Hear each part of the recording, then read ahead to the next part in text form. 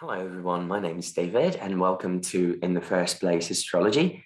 This is my new astrology channel. I have had it for a while, but I've never posted anything in it, as you guys probably figured. This is my first video. It's going to be talking about the new moon in Capricorn. I decided to talk about this because I generally have this regular show with my friend D in his channel, Sunchild Tarot. I'm going to put links below. He's cheating on me today and he's recording with a friend of ours, Barbara. You guys are going to be able to see this video about lunations. I think they're going to talk about progressions as well soon enough in his channel, I think today. And so I'm going to talk to you guys therefore today about this new moon in Capricorn and give you guys some insight about these aspects that we are experiencing during it. So this is a chart, especially for my location here in Brazil, São Paulo. And what we can see here right off the bat is that the moon is not making any classical aspects, which means it's not connecting in a conscious way to Saturn and to Mars, which are both considered malefic energies, malefic planets. These planets, they cause our plans, they cause our experience in determined transits to be harsher than we are used to. They might be about challenges, they might be about things that make life harder to live in general. They force you to make decisions that are uncomfortable, they force you to separate from things that aren't serving you a purpose anymore and are actually draining your energy. They're meant for us to realize those particular facets of life, and to work with them. It's not only that they bring difficult things, they also give you the capacity, depending on how they're placed in your natal chart and in the present relating to it, to overcome difficult scenarios, because life is not only made of good things, it's not only made of sugar, sweet experiences and people. We also have those challenging ones. So these planets, they are not making any particular aspects to this lunation, which is good because we don't want any more malefic energy on it. And why do I say that? Because it's already going, it's already in a conjunction, not conjunction, it's a co-presence with Pluto here in Capricorn, meaning that we already have some malefic influence, large, long-term influence of things that happening in the past decade or so, mixing with the significations of what we are seeing in this new moon. Meaning there are processes that we have been going through for years since Pluto ingressed into Capricorn back in 2008. Of course, we're not talking about all these processes coming to a head at once here in this new moon, but we are talking about a point in time that's marking a shift in consciousness about how we see ourselves within this larger long-term scenario, social scenario that we've been inserted in since 2008. So Capricorn is a sign that talks about, it's a Saturnian sign, so it talks about lack, it talks about things that we notice are missing from the main ideal that we are pursuing. Materially, specifically talking about Capricorn, an earth sign. So when you look at a lunation happening there, especially a new moon in this case, you see some situation happening that brings you a new, not unconscious, I would say, but more internal awareness. It's like you have a new feeling about this thing that you've been doing over and over again, and then suddenly something new is revealed to you, and you don't quite know what to do with it, but it's a new experience and you just feel you need to go towards it in order to, or at least experience it consciously in order to access materially the tools, the resources you need in order to make that ideal come to life. And when I say ideal here, I mean specifically talking about the sun, for instance, when you have this idea of who you should be, who you're striving to be, who you want to become, and who you are becoming. And there are factors in Capricorn, there are material circumstances that challenge that ideal. So if you are like, I should be able to have a car, I should be able to drive a car because I like to travel. This is the ideal for me of life. I want to be happy by traveling. But right now with Capricorn, the only thing I can perceive is the lack of the materials that I need in order to accomplish that particular goal. So the car that I have in order to travel up and down with it is not working anymore. It's defective. It's showing some problems with its engine. I need to change my car. I need to switch cars. But I don't have the money to do that right now. So I need to take all these other actions around it in order to make sure that I have that one particular goal taken care of, which is the one that I want most. The higher ideal, the high bar that I've set myself to, reach, is not being reached right now. And Capricorn is the moment to assess why those things are not possible. Now, without the malefics making an aspect to this particular new moon, Saturn rules it, which doesn't eliminate then the malefic influence. As I was saying, it brings up challenge in order for you to optimize your routine, optimize your resources in a way that they are working towards that long-term goal of the ideal that you have in your head.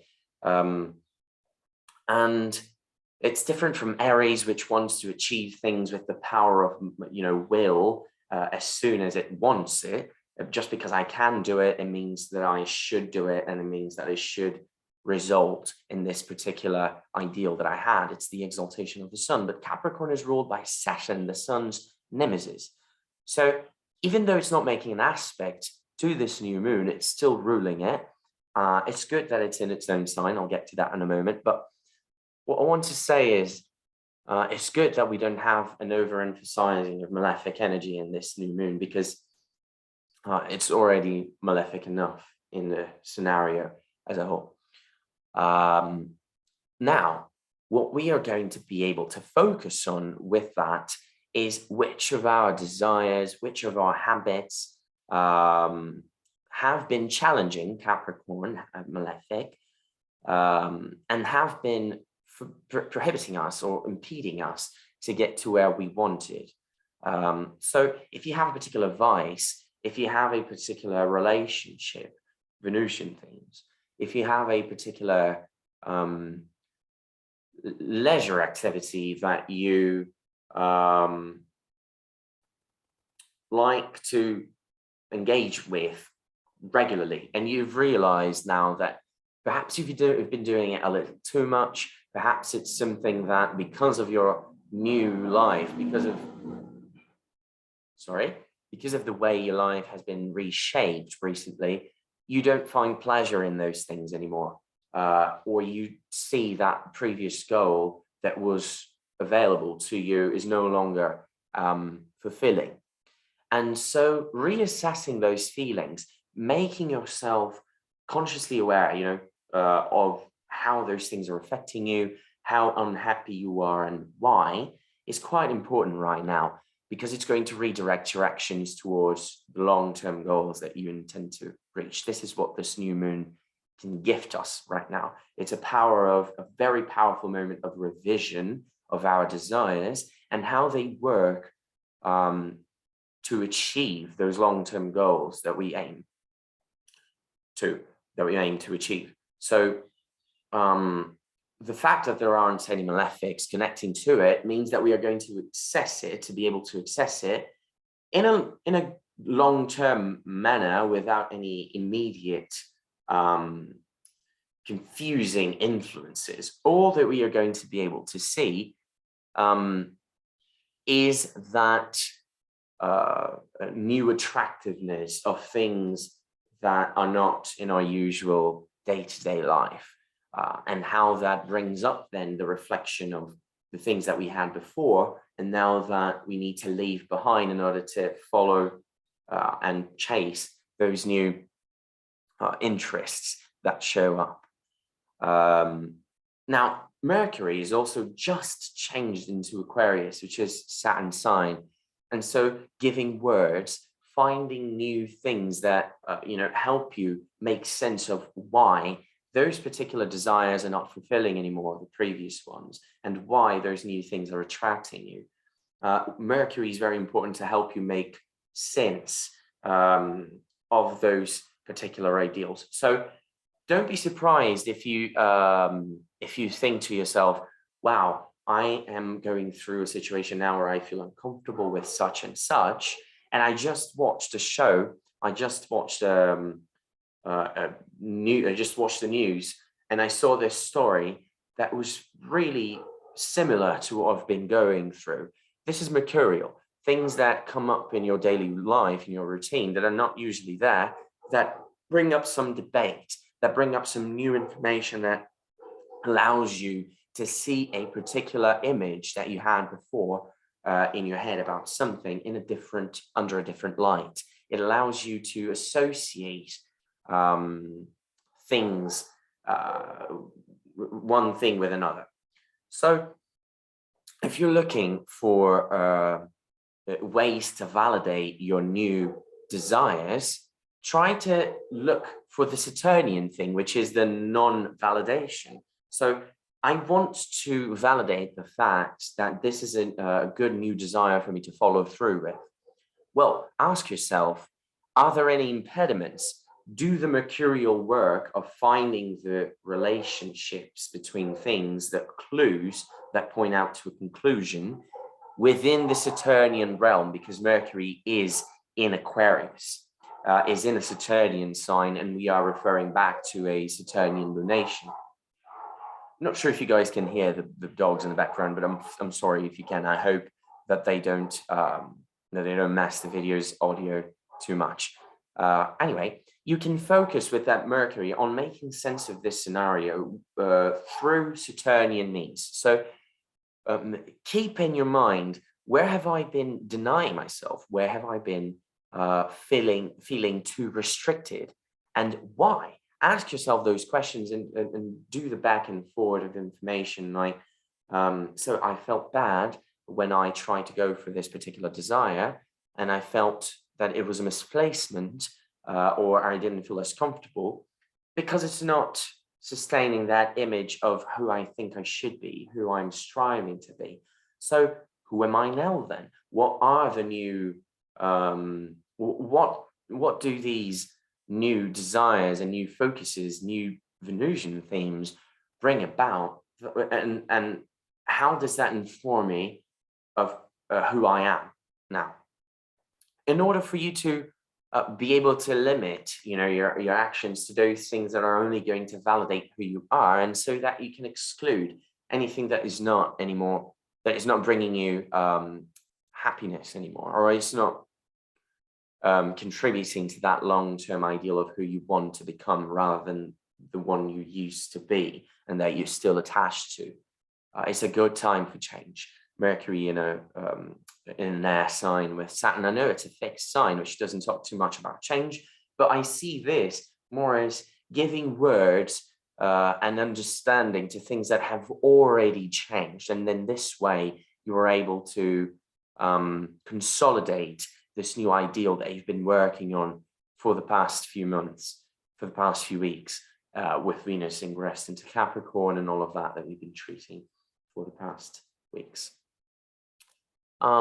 There's something to be said about Jupiter being on the bends of the nodes, which is the exact square, still mutually applying to the south node and the north node, which are in axes. They're exactly opposite, and Jupiter is in the midpoint between them.